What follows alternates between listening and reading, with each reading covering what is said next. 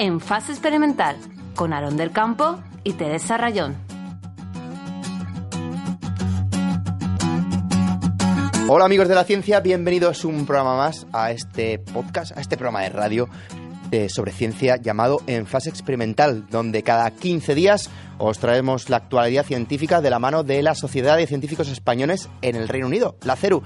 Y como cada 15 días me acompaña de la mano, tócamela. Ahí está esa mano, Teresa Rayón. Buenas tardes. Hola, Aarón. Qué alegría la sociedad hoy. ¿Sí? ¿Has visto la sociedad? Muy bien. Hoy lo he dicho bien, Hoy todo estamos... perfecto. Es que estamos también muy caros. Estamos carísimos, sonamos caros. Estamos de nuevo en el Francis Crick Institute Research. Gracias a nuestra amiga Teresa que trabaja aquí. Habitación noble. Hoy estamos en una habitación, en serio, de verdad.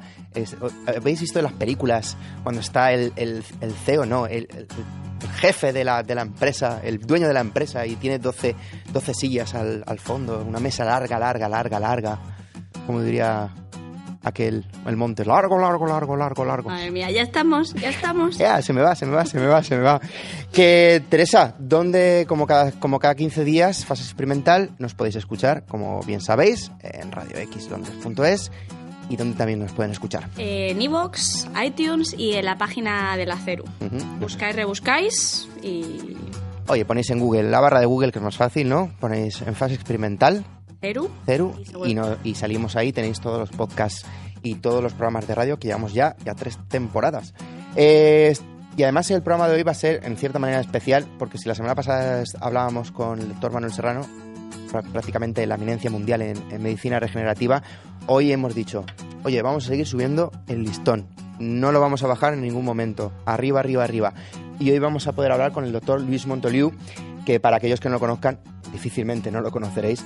Este doctor en ciencias biológicas es uno de los pioneros, bueno, no es uno de los pioneros, es el pionero en utilizar las herramientas CRISPR-Cas, que son las herramientas que el doctor Francis Mojica descubrió hace 3 años, en el cual pues básicamente es un editor de texto, ¿no? En el que podemos cortar el ADN y poder hacer cosas que Teresa me explica mejor que yo, porque yo, pues como bien sabéis, pues no soy el de ciencias. Y Luis nos lo contará. Y Luis nos lo contará en unos momentos. Pero antes de pasar a eso, yo, Teresa, me tengo que poner muy, muy triste, porque ¿Qué ha pasado? científicas, Jeremy ha muerto. ¡No! Sí. ¿Que quién es Jeremy? No es Jeremy Corbyn, evidentemente, o Jeremy Irons. No sé si os acordáis, ya sabéis que mi obsesión con los caracoles es muy grande. La temporada pasada os contábamos que había aparecido uno de los pocos especímenes de caracol zurdo. Y desgraciadamente...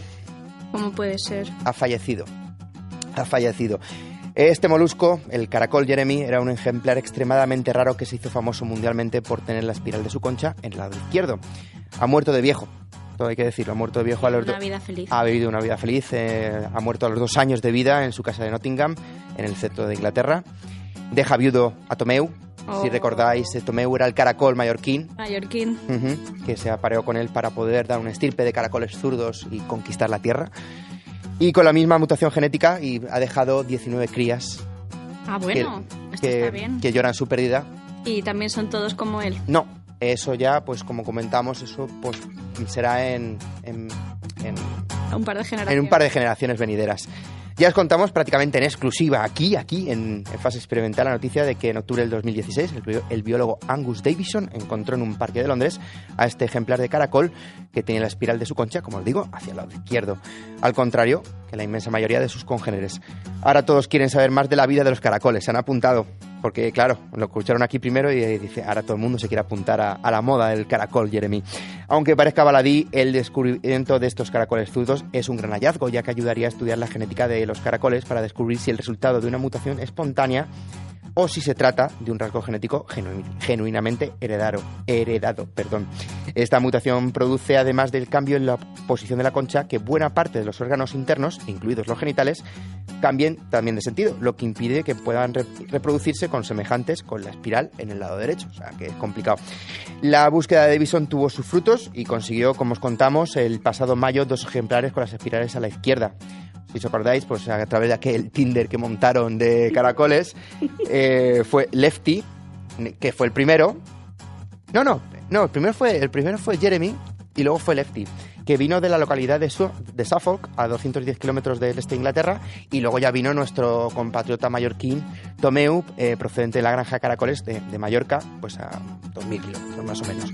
Sin embargo, pues Lefty y Tomeu decidieron copular entre ellos y tuvieron 300 crías, y parecía que la historia de Jeremy pues había quedado compuesto y sin novio o novia, como son hermafroditas, pues novio o novia, pero al final pues se cansó, esto parece caracoles, caracolas y viceversa. Sí, es un poco los tronistas. Sí, es un poco los tronistas, sí. Pues Lefty y Tomeu al final pues no se llevaron bien, tuvieron 300 crías, pero no se llevaron bien, y al final pues Jeremy consiguió aparearse, copular con Tomeu, y tuvieron 56, de las que se estima 19 son de Jeremy, mientras que las demás serían de Lefty.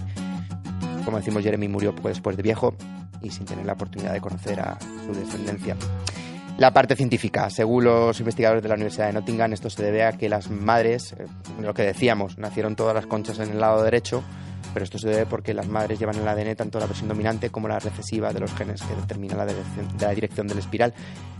Solo los genes de la madre determinan la dirección de la espiral de la concha de los caracoles. Es mucho más probable que los bebés con la espiral de la izquierda aparezcan en siguientes generaciones, o incluso pues se tienen que parear ahora entre hermanos. Endogamia ahora. Endogamia. Esto es lo que toca. No voy a hacer el comentario fácil. Teresa, háblanos algo de un poquito más interesante, que no sean caracoles. Yo te traigo una noticia que me gusta mucho.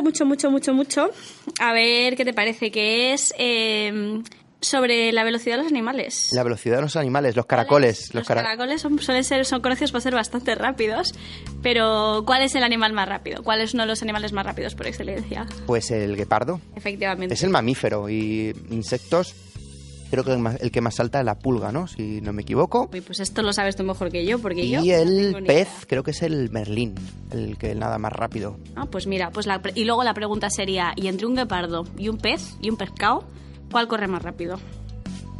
No pues sé. Esto... Hay algunos que los quitan de las manos, no los quitan de las manos, lo traigo fresco. Pues esto es lo bueno, que es una pregunta que no es trivial, y hasta ahora, realmente, para saber exactamente cuál animal era más rápido, se utilizaban unas justificaciones que eran un poco arbitrarias. Entonces lo que te traigo es una noticia en la que por fin se ha encontrado una teoría universal para saber qué animal es más rápido. Qué bien suena esa teoría universal. Así que vamos a ello. ¿Cuál es el animal más rápido? Pues los animales más rápidos en la Tierra, como ya estábamos hablando ahora, no son los más grandes. Como sabemos, ¿qué pasa con especies tan rápidas como el guepardo, el halcón peregrino o las avestruces?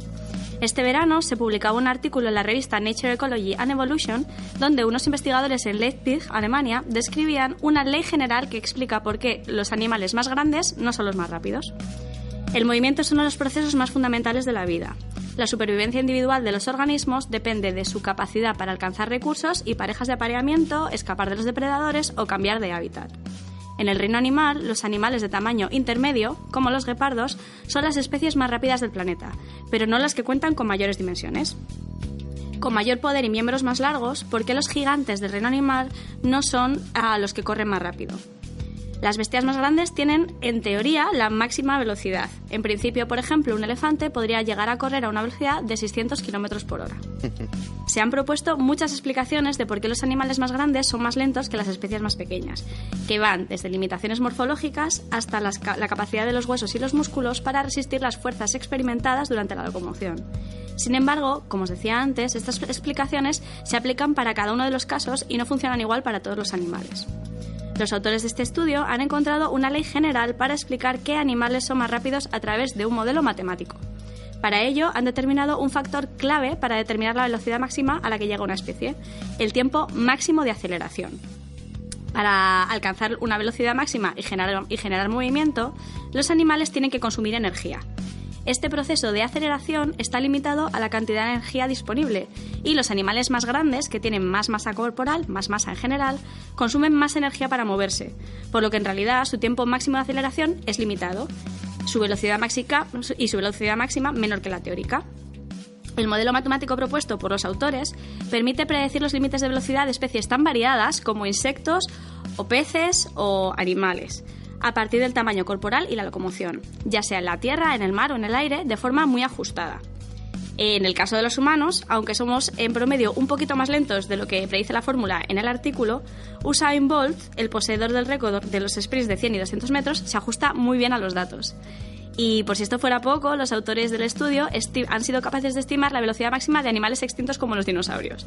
El Tyrannosaurus Rex podría llegar a una velocidad de hasta 27 km por hora y los velociraptores acelerarían hasta una velocidad máxima de 54,5 km por hora. Oye, pues es una buena motocicleta. Tremendo, Sí, es sí. tremendo. Sí, son bastantes. Según los autores, la nueva fórmula de velocidad podría ser útil para futuras investigaciones relacionadas con el movimiento y la migración de los animales, así como las interacciones depredador-presa. También se puede utilizar, como ya lo han utilizado para los dinosaurios, para realmente determinar con mayor precisión velocidades máximas de algún otro animal extinto. Y, en definitiva, que os quede muy claro que para ser el animal más rápido de la Tierra, en el mar o en el aire, lo importante es compensar fuerza, masa y energía de aceleración. Fantástico. Nosotros nos vamos a ir rápido, Teresa, a nuestra entrevista con Luis Montoliu, que ya nos está esperando al otro lado del micrófono para hablar sobre esas herramientas, el CRISPR. Te lo he dicho bien, ¿no? CRISPR-Cas, y con el doctor Montoliu, que nos va a contar sobre biotecnología y, la verdad, lo que puede ser un auténtico hito en la historia de la biomedicina. No me voy antes sin deciros que nos podéis escuchar, como siempre, cada 15 días. Y si no queréis cada 15 días, cuando queráis, os bajáis el podcast en Fase Experimental, nos buscáis ahí. Estamos en iVoox, estamos en iTunes, estamos en la página de la CERU, que dice Teresa, porque yo nunca me atrevo. www.sruk.org. Me encanta ese org. Pues nada, nos vamos enseguida a escuchar al doctor Luis Montoliu.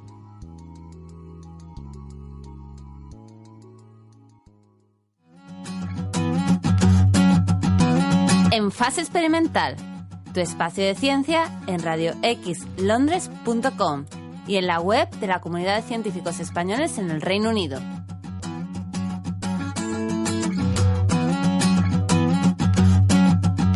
Continuamos en Fase Experimental y vamos a pasar ya a nuestra parte más importante del programa de hoy.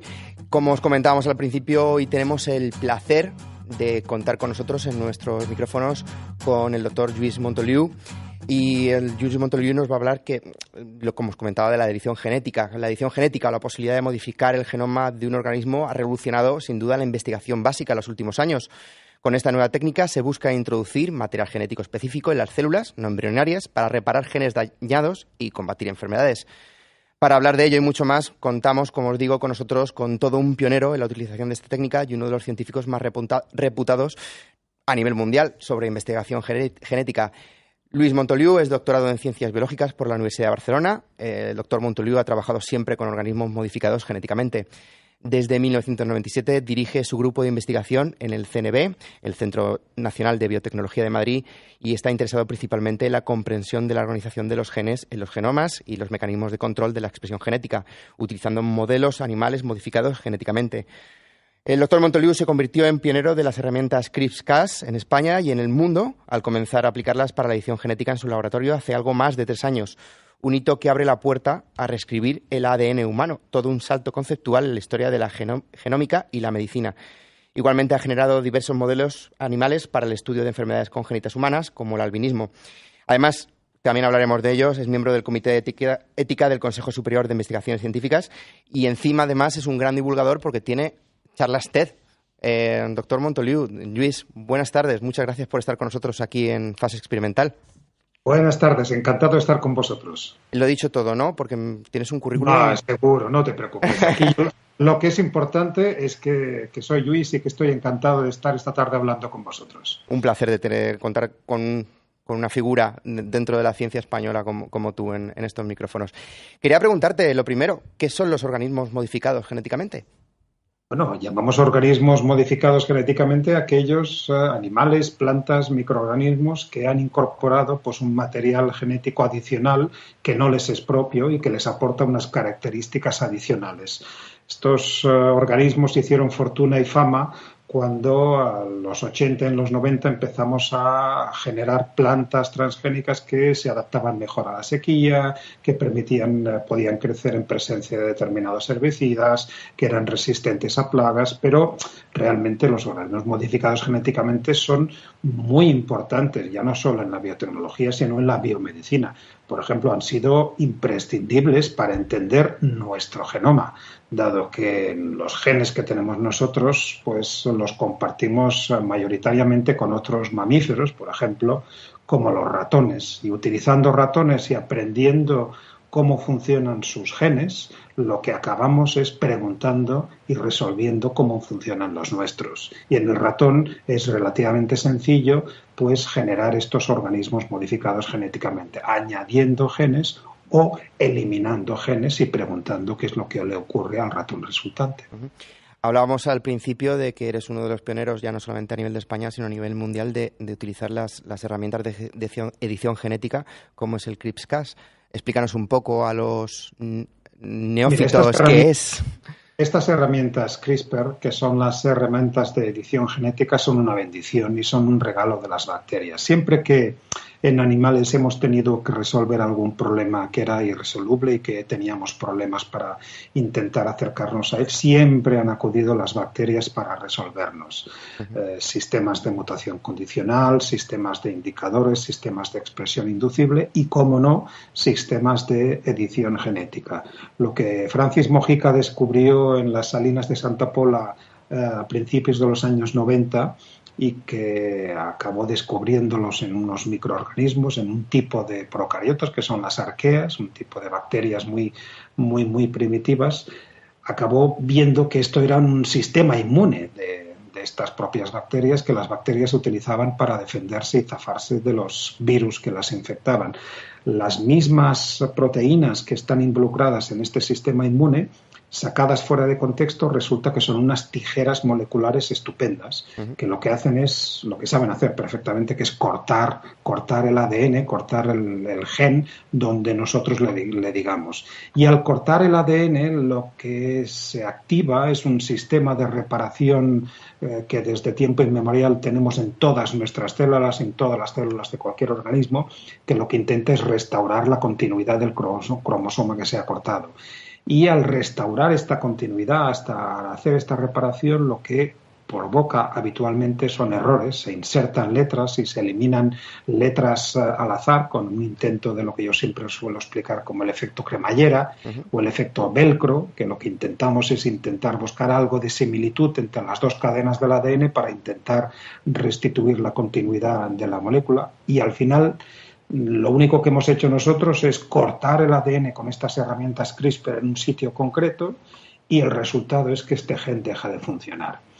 Para nosotros, que llevábamos 20 años intentando descubrir cuál era la función de elementos reguladores, que son aquellos que son las instrucciones que determinan que un gen se activa o deja de funcionar en una célula y no en otra, y que frecuentemente están asociados a la patología. No siempre las patologías están causadas por mutaciones en lo que es el gen propiamente dicho, sino también en las instrucciones. Lo que pasaba es que estas instrucciones están siempre situadas en lo que llamamos el ADN no codificante, que es la mayor parte de nuestro ADN, que ocupa pues prácticamente el 98% de todo nuestro genoma y está rodeado de tantas secuencias repetitivas que era prácticamente imposible con las herramientas y los métodos que teníamos intentar hacer ningún tipo de experimento allí. Claro, con las CRISPR lo único que necesitamos es una pequeña guía de ARN, una pequeña guía del mensajero que actúa como guía y guía a la tijera, guía a la nucleasa para cortar en un sitio concreto.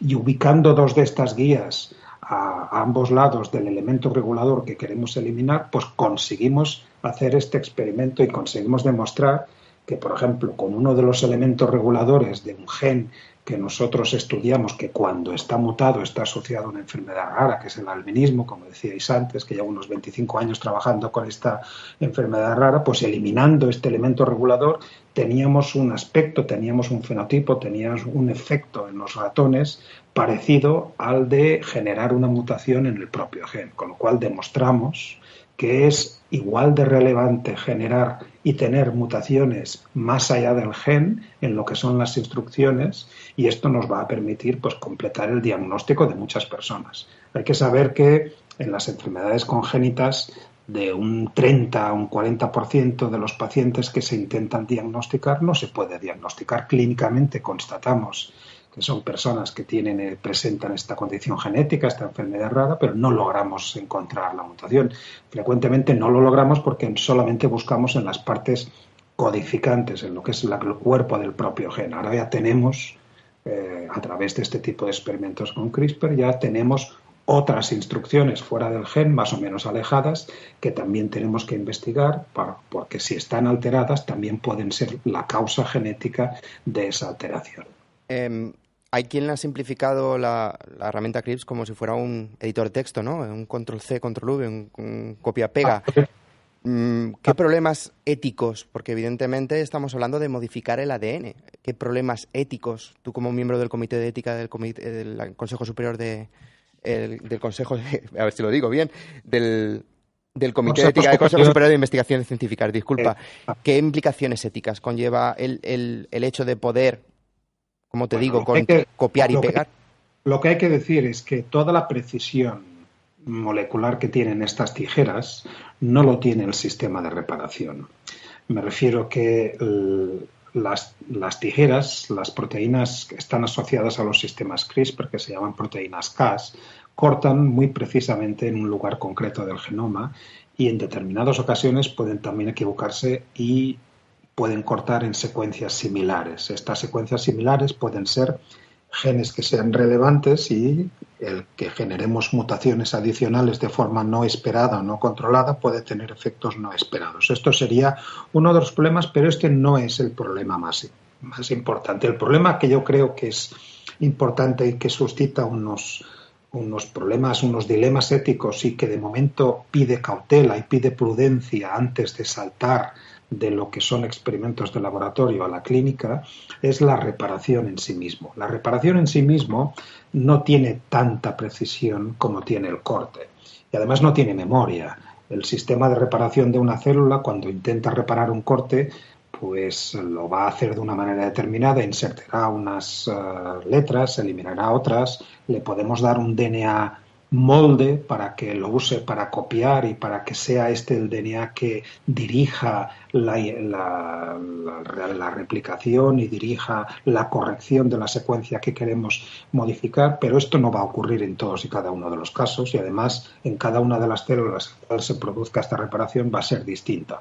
Esta multiplicidad, esta variabilidad genética que nosotros denominamos mosaicismo, pues yo la puedo gestionar relativamente bien en el laboratorio, en ratones o en células que tengo en cultivo, porque me dedico a seleccionar aquellos ratones o aquellas células que me interesan y descarto las que no me interesan.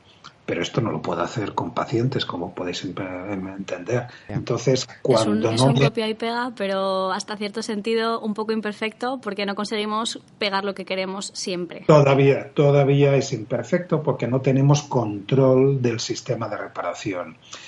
Todavía tenemos que seguir investigando para minimizar esta multiplicidad y eliminar o disminuir hasta lo que sea mínimamente aceptable pues la posibilidad de que se modifiquen otras secuencias parecidas.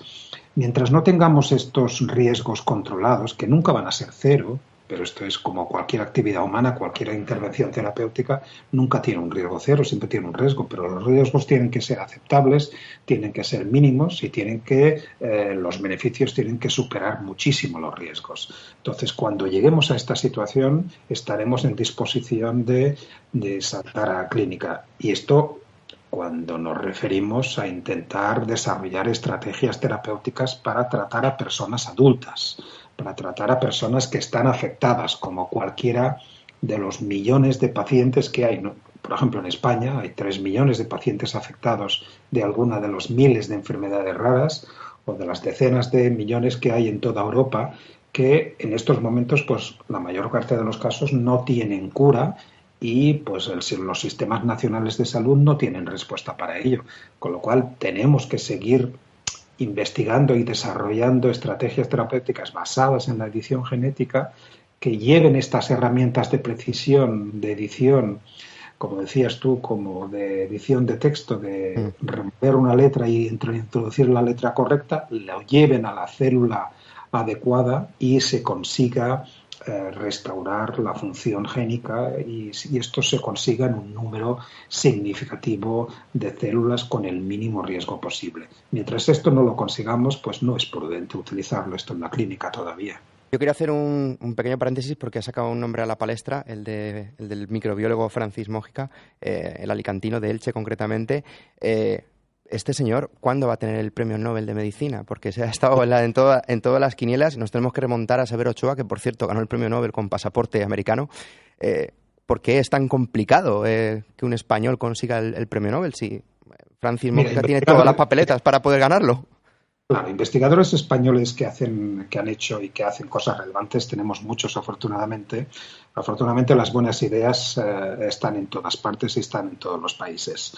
Lo que pasa es que el reconocimiento internacional que representa un premio Nobel en España, en medicina, solamente lo hemos tenido con Santiago Ramón y Cajal en 1906 y con Severo Ochoa de Albornoz en 1959. Hace casi 60 años que España, habiendo tenido investigadores muy relevantes, pues nunca ha sido llamado a estas puertas.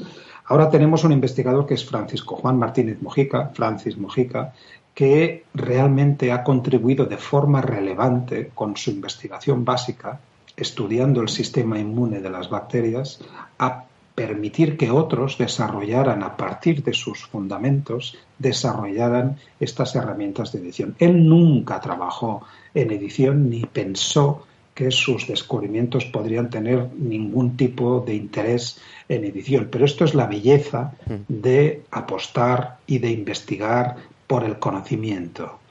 Él estaba interesado en entender y sigue interesado en entender la inmunidad bacteriana, cómo son estas bacterias que tienen un sistema inmune que tiene un componente genético. Yo suelo contar que las bacterias son mucho más inteligentes que nosotros en este sentido. Eso seguro. Viendo los tiempos que corren, seguro. Nosotros cuando queremos evitar infectarnos con el virus del sarampión, nos vacunamos con el virus del sarampión, pero nuestros hijos no heredan esta protección nuestra. Si queremos que nuestros hijos no se infecten, también los tenemos que vacunar, cosa que tendríamos que hacer siempre y en todo momento y sin tener ninguna duda.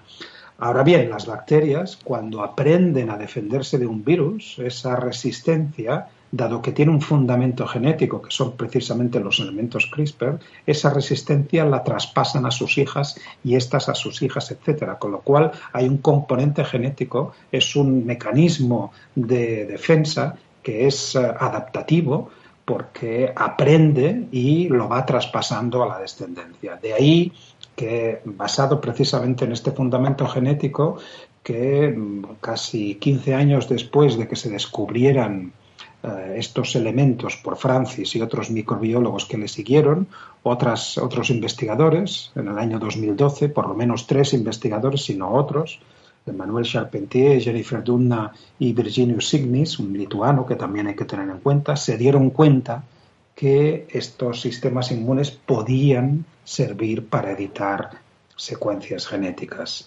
Y a partir del 2012 propusieron esta revolución que se plasmó a partir de enero de 2013, los primeros resultados publicados en los cuales estas herramientas se utilizaban para editar genes en células de mamífero, en células de ratón y humanas, se publicaron en enero de 2013.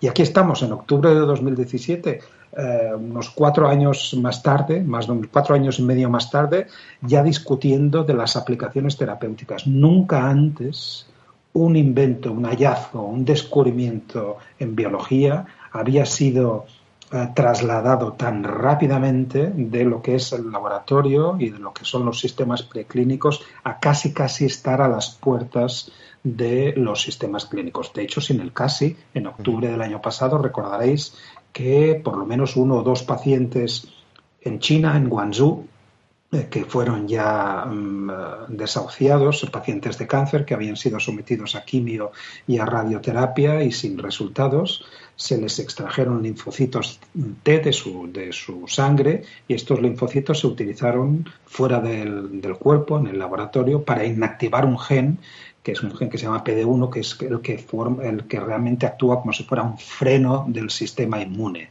Y la idea de estos investigadores es que estos linfocitos así editados, reinfundidos en el mismo paciente, pues deberían poder luchar más eficazmente contra las células tumorales. No sabemos cuál es el resultado de este experimento, pero en cualquier caso no deja de ser sorprendente que antes de los 4 años de haber pasado desde la primera utilización en el laboratorio de estas herramientas, ya está siendo utilizado en la clínica, lo cual da idea de lo revolucionario de estas herramientas. Yo suelo decir que en estos momentos, pues prácticamente podemos decir que solamente hay 2 tipos de laboratorios de biología molecular: los que están usando estas herramientas CRISPR de edición genética y los que van a usar estas herramientas.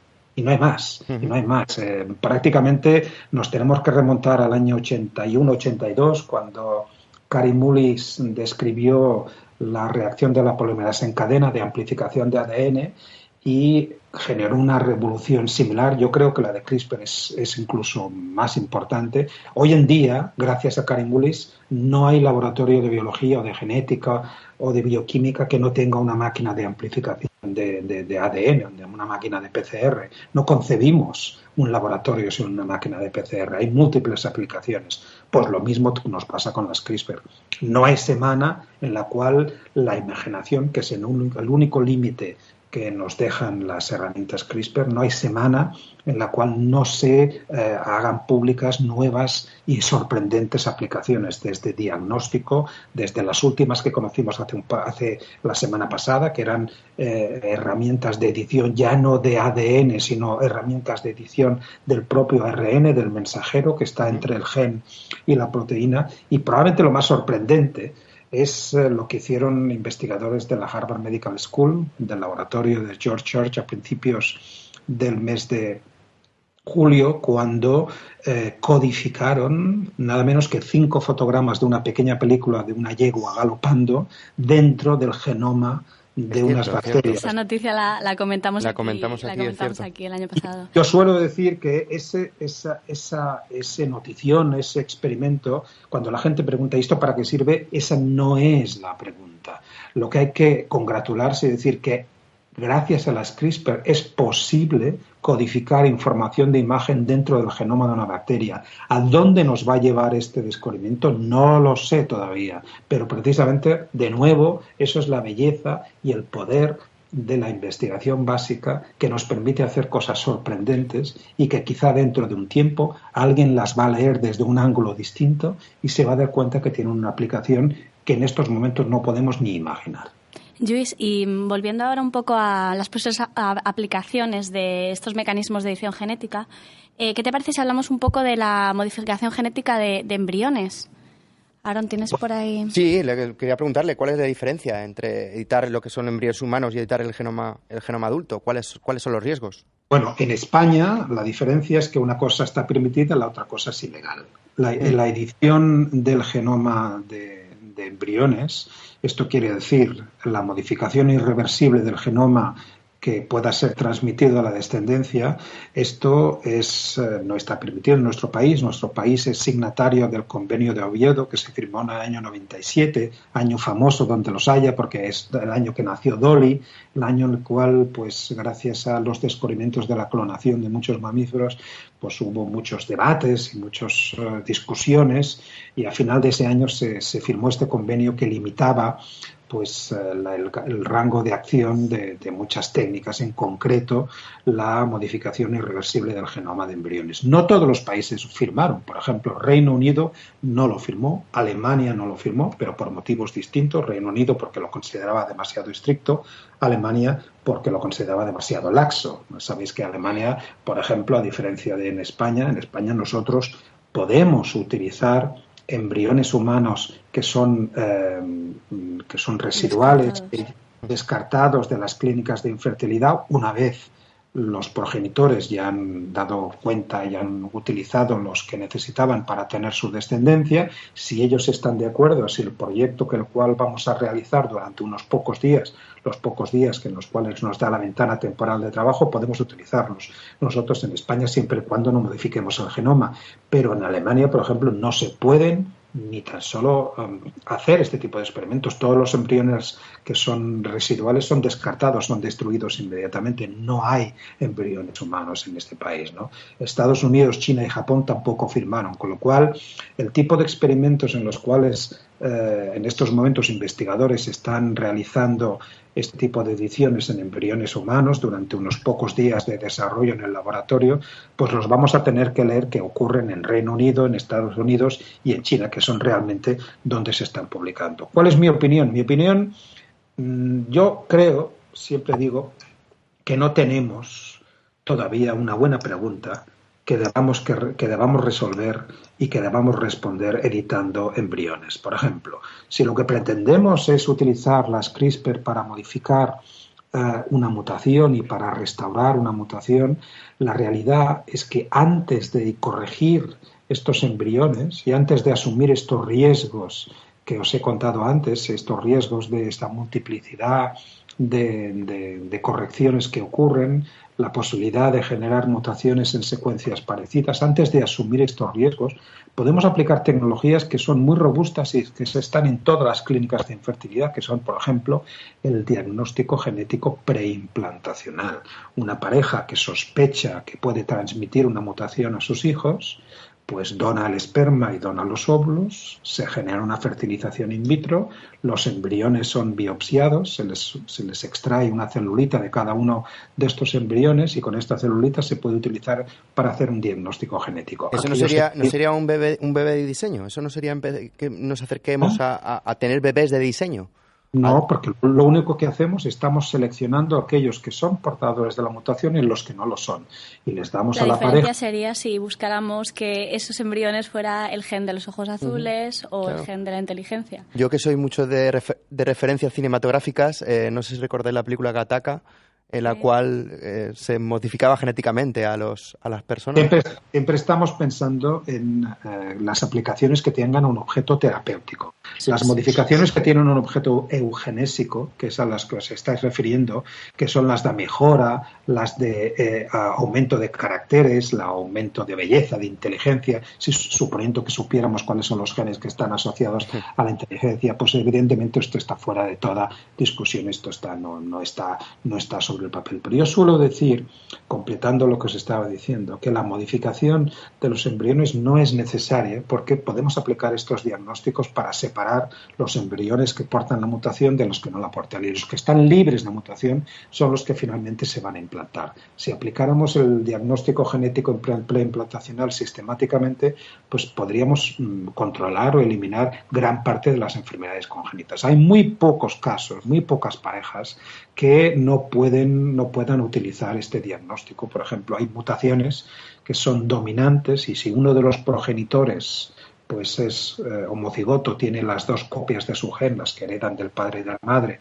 y las dos copias son dominantes, pues esto querrá decir que todos sus hijos heredarán por lo menos una de estas copias y una de estas copias será suficiente para desarrollar la enfermedad. Y aquí no hay diagnóstico que valga porque todos los hijos van a heredar al menos una copia. Con lo cual esto sería uno de los poquísimos ejemplos en los cuales esa edición genética de embriones estaría contemplada. Yo lo que creo que hay que apostar, por eso trabajo en enfermedades raras y además estando en contacto con las asociaciones de pacientes y conociendo cuáles son sus necesidades. Os refería a los 3 millones de pacientes que hay de enfermedades raras que tenemos en España, que tenemos unos 46, 48 millones de habitantes. Estos son mucha gente que no tiene en estos momentos una esperanza terapéutica y que, por lo menos en animales, sabemos que se pueden encapsular estas herramientas CRISPR, quizá en partículas virales, quizá en partículas no virales, en nanopartículas, de tal manera que inyectándoles, por ejemplo, en la sangre, vayan a las células del órgano en cuestión, por ejemplo, la retina, o el hígado, o el páncreas, o el corazón, o el riñón, y consigan restaurar la secuencia correcta en un número significativo de las células de este órgano. Esto ya lo hemos conseguido en más de una docena de enfermedades congénitas en animales. Subrayo lo de animales. No hay todavía ningún paciente tratado, pero es probable que más pronto que tarde, las estrategias terapéuticas que están siendo muy prometedoras y muy positivas en animales salten a la clínica. Siempre y cuando, pues como os decía antes, reduzcamos el riesgo de que se produzcan alteraciones en secuencias no deseadas, en genes que no queremos modificar, y siempre y cuando logremos controlar cómo se va a producir esta corrección. Cuando minimicemos este mosaicismo, minimicemos esta diversidad genética que conlleva cualquier experimento con CRISPR en estos momentos. La verdad es que estaríamos hablando con usted horas y horas sobre la biotecnología, pero se me han quedado muchas preguntas en el tintero, la verdad, pero no me quería despedir sin antes preguntarle algo tan importante como para nosotros la divulgación. Usted hace charlas TED, conocidas mundialmente. ¿Qué papel juega la comunicación, la divulgación en el mundo de la biotecnología? Yo creo que es fundamental. Yo creo que los investigadores, sobre todo aquellos que trabajamos en centros públicos, yo creo que tenemos que retornar a la sociedad y explicarle lo que hacemos. Tenemos nosotros una responsabilidad de saber interpretar experimentos que pueden parecer relativamente complicados, pero tenemos que ser capaces de, sin perder un ápice de rigor, trasladarlos a la sociedad. Yo siempre digo de que uno tiene que ser capaz de explicarle a todo el mundo los experimentos que hace. Si no eres capaz de explicar a tu abuela, a tu primo, a tu amigo el experimento que estás haciendo, probablemente deberías cuestionarte ese experimento y probablemente no deberías estar haciendo ese experimento. Yo creo que eso es fundamental. Siempre pedimos más apoyo a la investigación, pero el apoyo que le pedimos a los gobiernos, a las administraciones, en definitiva, tiene que venir apoyado también por la sociedad, y la sociedad, para que sea capaz de entender los desarrollos y el impacto y la relevancia de estos descubrimientos, pues a alguien se lo tiene que contar. Y yo creo que, como os decía antes, yo creo que no es una necesidad y es una responsabilidad la que tenemos, la de divulgar. En esa responsabilidad creo que estamos nosotros en Fase Experimental, intentar dar a conocer todos los experimentos e investigaciones que hacen los científicos españoles en el Reino Unido, y no los que están en el Reino Unido, sino también gente tan importante como Lluís Montoliu. Muchísimas gracias por estar con nosotros esta tarde en Fase Experimental. El doctor Lluís Montoliu, del Centro Nacional de Biotecnología de Madrid, muchísimas gracias y esperemos volver a contar con usted en otra ocasión. Seguid adelante con esta buena divulgación que hacéis en Fase Experimental. Enhorabuena. Muchísimas gracias. Hasta luego. Estáis escuchando En Fase Experimental, ciencia en español desde el Reino Unido.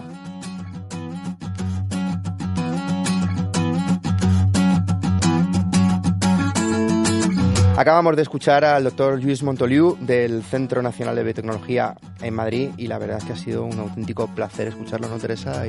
Sí, la verdad es que se ve que tiene mucha capacidad de divulgar ciencia y que claramente le gusta y que cree en ello. Así que está muy bien. Sí, la verdad que sí. Bueno, nos vamos a ir yendo ya, porque la verdad es que la conversación con Lluís ha sido bastante... Nos liamos y se nos va el tiempo. No queremos irnos antes sin contarnos nuestra agenda, vuestra agenda quincenal. Pues os traigo unas cositas para Londres y una para Madrid. El 4 de noviembre la CERU promueve unas charlas, un simposio, que se titula The Very Essence of What We Are Neuroscience Symposium, así que no dejéis de ir. También, si os interesa un poquito cómo crecen las plantas y cómo funcionan, hay una charla en la Royal Society el 6 de noviembre donde te van a explicar realmente los mecanismos básicos de cómo las plantas crecen. Y en Madrid, del 6 al 9 de noviembre, la Semana de la Ciencia. 600 instituciones, 1.000 actividades gratuitas y más de 3.000 científicos. ¿Ha dicho gratuito? Gratuito, científicos, todo bueno. Madrid. Me lo quitan de las manos, me lo quitan. Pues muchas gracias, Teresa. Tampoco me quiero despedir sin dar mi toque a este programa maravilloso, tan científico, y dar una noticia de las que me gustan a mí. Dale. ¿Me dejas, Teresa? No sabemos lo que pasará luego, pero ¿no me dejas? Dale. ¿De qué voy a hablar yo? Pues de sexo. Bien, porque hoy hemos tocado ya los caracoles, así que eso ya está ya cubierto. Sexo y caracoles es lo que hablamos. Aparte, encima viene la noticia, viene desde parte de la terreta de mi tierra querida valenciana, que hablan de que... ¿Tú cómo tienes el cutis? Yo, súper fino. Sí, fino. Fino. Eso es bueno, porque según estos investigadores valencianos dicen que la falta de sexo envejece. ¡Oh, no! Sí, la verdad.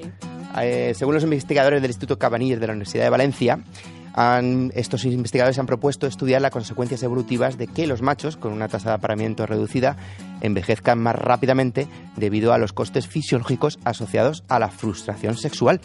La propuesta de estos investigadores valencianos nace a raíz de un trabajo internacional donde se ha demostrado que la frustración sexual que ha acelerado el envejecimiento de la mosca del vinagre. Voy a intentar decirlo. Drosophila melanogaster. Muy bien. ¿Lo he dicho bien? Muy bien. Pues eso, que ha acelerado el envejecimiento de esta mosca del vinagre entre un 15 y un 20%. En una carta publicada en la revista Nature, Ecology and Evolution, proponen estudiar las consecuencias evolutivas de que los machos con una tasa de apareamiento reducida envejezcan más rápidamente debido a los costes fisiológicos asociados a la frustración sexual.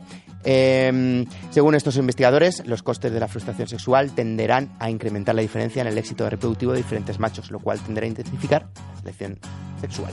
Este estudio podría ser crucial para explicar cómo las poblaciones consiguen un ajuste entre sus genes y las condiciones del ambiente y cómo se da divergencia genética entre las poblaciones, o sea, el paso inicial para la aparición de nuevas especies. En palabras llanas, cuando un macho de esta especie detecta la presencia de una hembra, se ponen en marcha mecanismos fisiológicos que se preparan para competir contra otros machos y reproducirse. Si no consiguen emparejarse, estas expectativas frustradas provocan que su esperanza de vida se reduzca alrededor de entre 15 y 20 años. A escala humana, esto vendría a significar una reducción de 15 años de nuestra vida. Aunque de momento se ha estudiado en pocas especies, los mecanismos fisiológicos de este tipo de envejecimiento parecen muy conservados, lo cual hace de suponer que podría tratarse de un fenómeno muy extendido entre los animales, según este equipo de investigación de Valencia. O sea que no envejezcáis, queridos científicos. Hay que ser muy felices, hay que tener una vida sexual activa. Por supuesto que sí.